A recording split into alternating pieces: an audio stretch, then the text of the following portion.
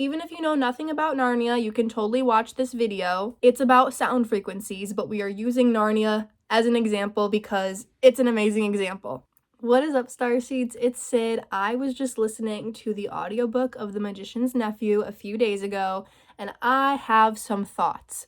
So I've actually made a YouTube video about the Voyage of the Dawn Treader movie. I love the Narnia series. I think the best books by far are The Magician's Nephew, The Lion, the Witch, and the Wardrobe, and then The Voyage of the Dawn Treader. Those are like the three exciting books.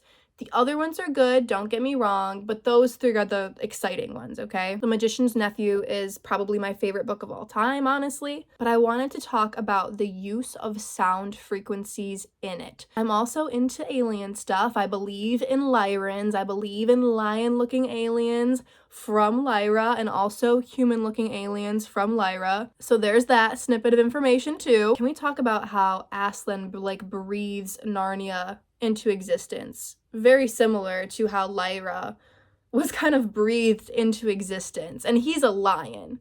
And that's basically how Lyra was created. That's kind of mind-boggling to me right off the bat, just like starseed galactic history kind of stuff. That is so cool. But he was singing and he was making these noises. And like the human kids who were watching him create this world said, Polly said, like Aslan would make this noise, and certain noises made certain things, made a certain type of tree. This sound made this kind of tree. A slightly different sound made a different type of tree.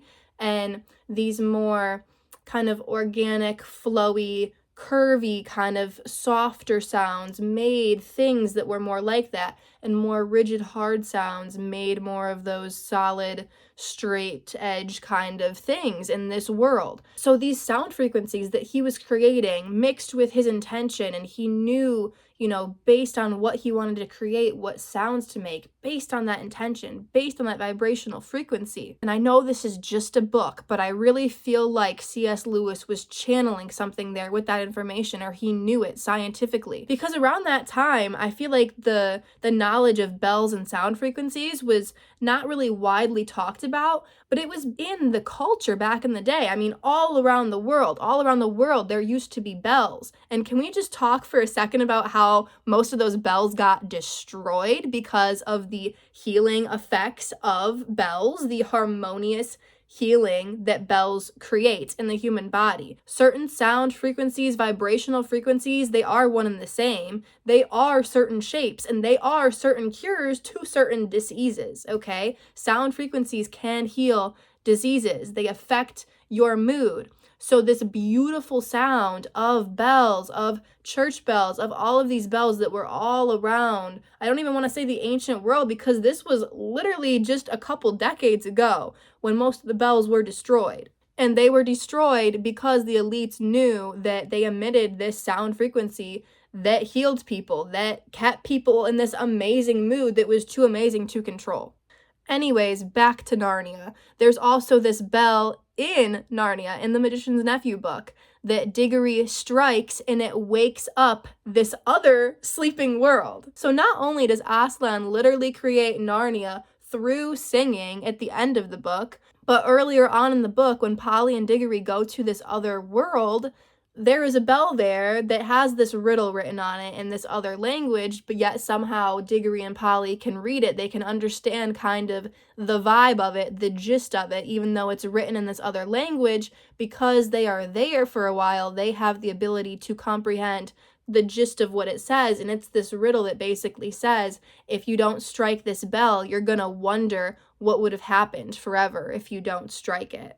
So Polly's like, let's go, we out of here, we're not striking the bell. But Diggory's like, grab your arm, I'm gonna strike the bell, I need to see what happens. Like, he's under the effect of this magic. He strikes the bell, and the bell gets louder and louder and louder, and it keeps ringing until these statues come to life and wake up. That is what wakes up Jadis, the to-be White Queen, in this world that she took over. So anyways, I know that was kind of a lot and we were comparing it to Narnia, but I want you to take away from this video that sound frequencies are healing. I definitely want to do more videos in the future specifically on bells and how they were destroyed. And also I want to do videos in the future on sound frequencies as a whole. I believe that ancient Egyptians and people all over the ancient world knew about sound frequencies and knew that certain sound frequencies created certain geometric shapes. I believe that technology and that knowledge and understanding is what helped ancient people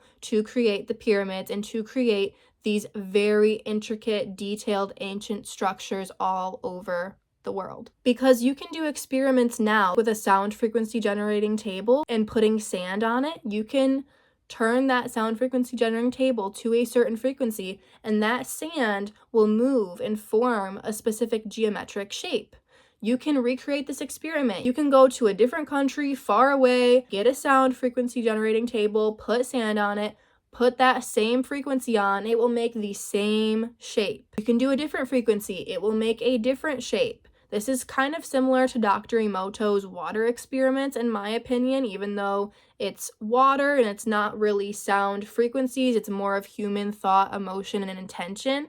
But that also creates a vibrational frequency, and vibrational frequencies and sound frequencies are super comparable. They basically are one and the same. Vibrational frequencies, sound frequencies, shapes, colors, like there is a connection to all of it. Everything is connected. Everything is intertwined. That's why we just talked in circles, because everything's connected in so many different ways. But yeah, more videos to come on this topic. This is kind of a good introduction to this topic, which I'm sure you guys are already familiar with to some extent, but this is the Narnia version of it because I just got some Narnia tattoos. This is yellow. I literally just got it, like just got home. So it kind of looks red right now because of my blood, but it will look yellow soon.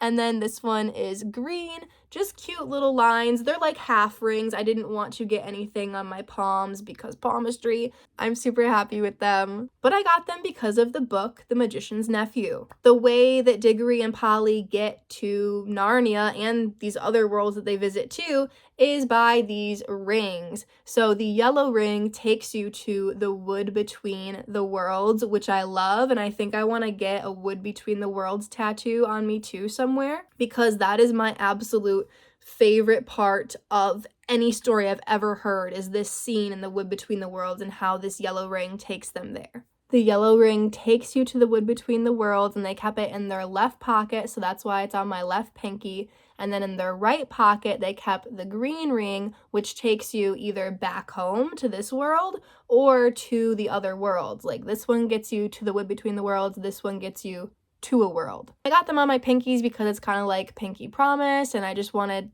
something on my pinkies, and I was like, those rings from Narnia are perfect. So yeah, that's all for this video. More videos to come on subjects like this. Love you guys so much. Peace out.